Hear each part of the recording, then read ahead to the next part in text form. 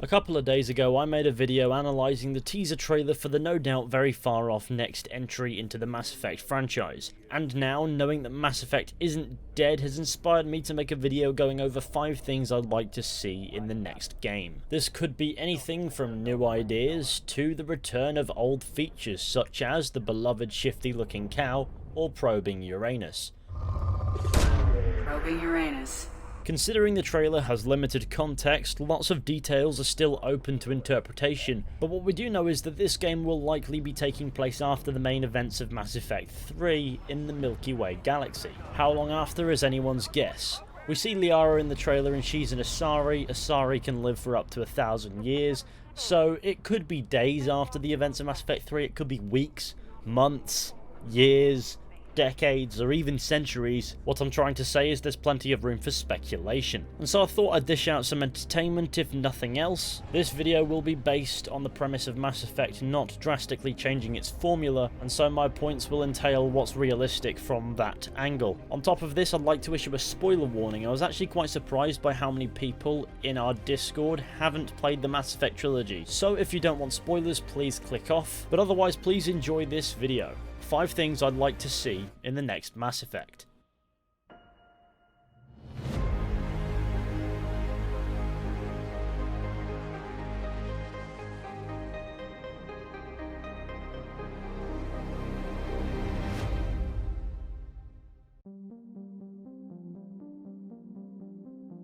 To begin with, let's discuss level design. I don't think the open world structure of Andromeda really worked in its favour, especially not for the sense of exploration as it limited the sense of scope in the galaxy. Mass Effect 1, 2 and 3 weren't exactly open world games, but rather they were games that comprised of semi-small linear levels in which you had a focused experience that allowed for more freedom in the storytelling. With hub worlds you can revisit, explore and soak in lore with a travelling ship focusing as a main hub area. This structure made the trilogy feel massive, packed with new planets to experience, albeit in smaller, more focused doses that feels more authentic, as you're not always then going back to them because it's an open world space you can visit on a whim. The semi-linear design of the trilogy allowed for you to soak in so much more of the game. It felt concentrated and focused, and no resources were wasted on endless desert or forest or anything like that, allowing for storytelling to take a priority in the game.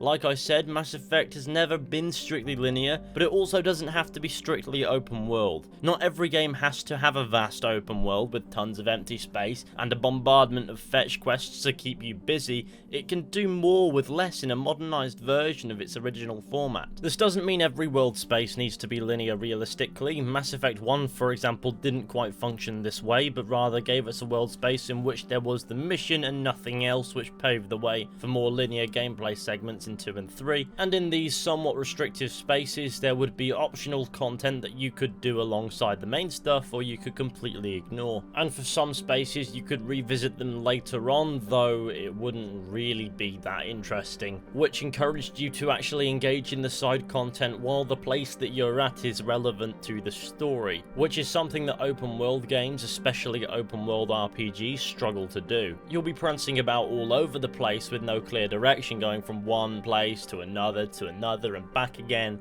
endlessly, and that is exactly what happened with Andromeda. Barring plenty of hub areas that you can explore at any time and just soak in the experience, I don't think Mass Effect really suits having full open world spaces for everywhere you can visit in the game. We should just be left to choose which order we do stuff for the vast majority of the time, with obvious restrictions to break down the narrative in a story where our choices matter. Mass Effect has never felt claustrophobic. I doubt anyone will ever make a Mass Effect game with the intent of making it claustrophobic. This next point may seem like something of a counter to the last argument, because exploration is a must for any Mass Effect game. I feel like the vast majority of mission structure should be more linear and focused, but that doesn't mean there isn't room to explore. There do need to be some sort of open spaces within reason for us to just be dropped on a planet to merely explore it. Maybe it'll have some narrative relevance, maybe there's a mystery to do with it, and I think this could be handled in a similar fashion to how Mass Effect 1 handled it when you dropped on a planet with the Mako. Of course, you'd want to build off of that system, make the planets you land on feel unique and interesting, and keep it quite simple besides, but put things in this space for you to find if you go out of your way to look for it sort of thing. These spaces can't be too big because, like I said, I don't feel like Mass Effect really suits these massive open world spaces. But it's in systems like this where you can get your exploration properly in, where it doesn't necessarily have to affect every single mission in the game, because they all have to function in an open world space. It can't be anything like the open world exploration of Andromeda because honestly it just felt like the focus got lost. So if you ask me, this exploration aspect needs to be done in a way that doesn't lose that focus, but still gives you world spaces that you can just explore. I know this is awfully confusing, but I promise it's making sense to me. I feel like learning about the lore of Mass Effect is another must in exploration, so in your hub areas like your ship, when speaking with your crew, or say in another hub area like being on the Citadel or some form of equivalent, or in some kind of city on some planet, it's important that the game is constantly feeding us new information, new lore. Not in overbearing amounts for those who don't want to go out of their way to look for it, but for those who do, it does need to be there in abundance. That way you can get that sense of connection to the previous Mass Effect games, however small, and that connection of the universe. It makes the exploration more compelling when there's that sense of familiarity. Lore is important to Mass Effect, and I feel like there needs to be plenty of opportunity to learn about it in any game in the franchise going forward. It can't be at the expense of the storytelling, but at the same time the storytelling shouldn't be getting in the way of the exploration either. It's a strange balance, but it's important that it's found. This next point isn't so much a personal want, but rather something that I've seen a lot of people want in the comment section and stuff like that, and so I think, yeah, why not? I don't see the harm it couldn't do, and that is the ability to choose to play as an alien. Whether it be Turian or Asari, Solarian or Krogan or any of the other races, surely by now that sort of prospect should be somewhat viable for those who want it. Don't get me wrong, I really like playing as a human, as it grounds me in the plausibility of the experience. It doesn't feel too alien because I'm anchored to something terrestrial, a human protagonist. But for those who want it, I see no reason why we couldn't play as an alien species at some point in the Mass Effect franchise. I can't imagine we'll somehow be playing as Commander Shepard again in the next Mass Effect game, as that'd be too much of a sequel to a trilogy that doesn't need it. Opinions on the ending of 3 aside, I don't think adding to it directly is really worth the risk. So maybe the next game is open to this concept, but I wouldn't necessarily hold out any hope for it, as Mass Effect has always put a huge focus on humanity finding a place in a galactic community. I can't imagine any reason to take issue with it happening if it happens, but I just don't see it happening, as cool as it would be. But I know a lot of players would like to see a different take on the galaxy, a different perspective, and I feel like it would be remiss of BioWare to not at least entertain this idea at some point. My next point is, whatever comes next for Mass Effect, all we know is there's going to be some continuation of the Milky Way story, with the returning face that we know of being Liara to Sony, but the Mass Effect trilogy is dusted. Like it or nay, whatever comes next needs to be its own thing realistically. It can't rely too much on what happened before. It can't really be a sequel. It can't be too familiar. There's lots of ways the galaxy can be expanded with some limited extension and overlap, but the story itself doesn't need to be a direct sequel per se. I think this next Mass Effect game needs to take its own form as a narrative. I can't imagine we'll be playing as Shepard again, nor need we. Character overlap is one thing, but the story needs to strike out in its own direction. This next game can't rely too heavily on the ending of Mass Effect 3. Granted, all the endings are similar, but the slight variation could prove tricky. Considering the Dead Reapers in the teaser trailer, I'd imagine the Destroy ending is canon, but that can be a background thing.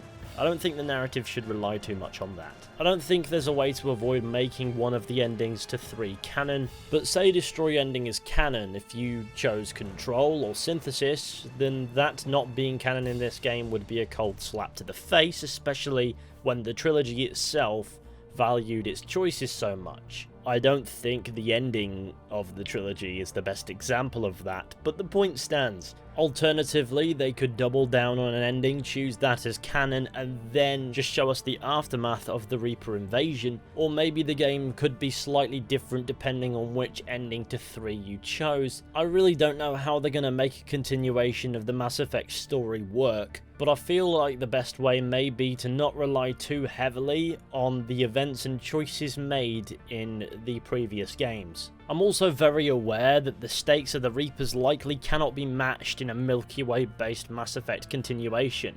You can only lay waste to the galaxy with thousands of gigantic self-aware dreadnought AI warships so many times before you need to take on an original idea.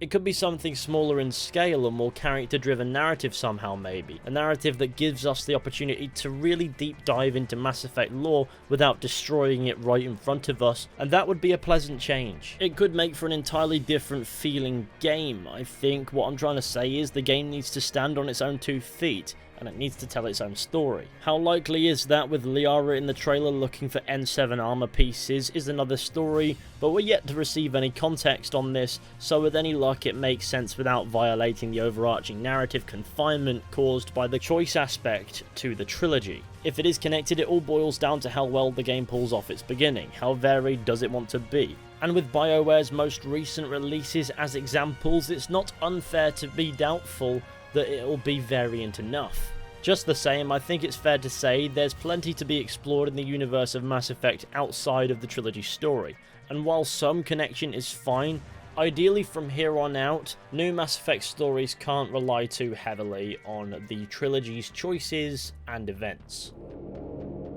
This final point is about perhaps the most important aspect to any Mass Effect game: the characters. The trilogy did this incredibly well, introducing a diverse cast of side characters with whom your relationship felt important to the story. It was hardly a flawless system, but the basic premise of your actions dictating your standing with characters beyond isolated encounters should return. It's an issue I had with Andromeda, where no decision I made affected whether or not I'd say win over a character's loyalty. I prefer Mass Effect putting you on a fence with a lot of characters and seeing where you land. No game did this better than Mass Effect 2.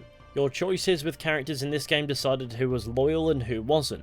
The point is, I want my interactions with my crew I find myself with to have meaning beyond a fun conversation.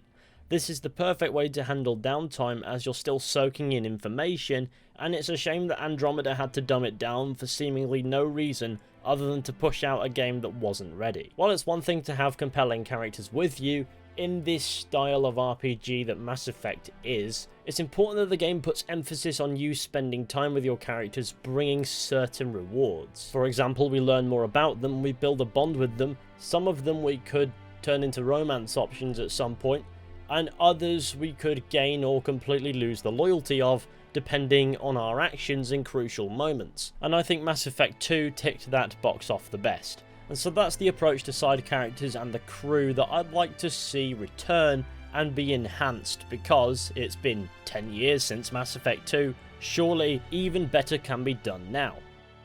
And there you have it, 5 things that I'd like to see in the next Mass Effect. With the honourable mentions of the shifty looking cow and probing Uranus, please put them back in Mass Effect. Please. Let me know down in the comment section what you would like to see in the next Mass Effect game, as that's what it's there for, I guess. And if you disagree with any of my points, then that's also a very good use of the comment section. Just try to keep it respectful. We're talking about video games, please don't stab me. But thank you all for watching, I hope you enjoyed. Be sure to go ahead and leave a like, subscribe, share the channel with your friends and all that wonderful stuff. That would be fantastic. And with any luck, I'll be seeing you all very soon with another video at some point. But until next time, take care and goodbye.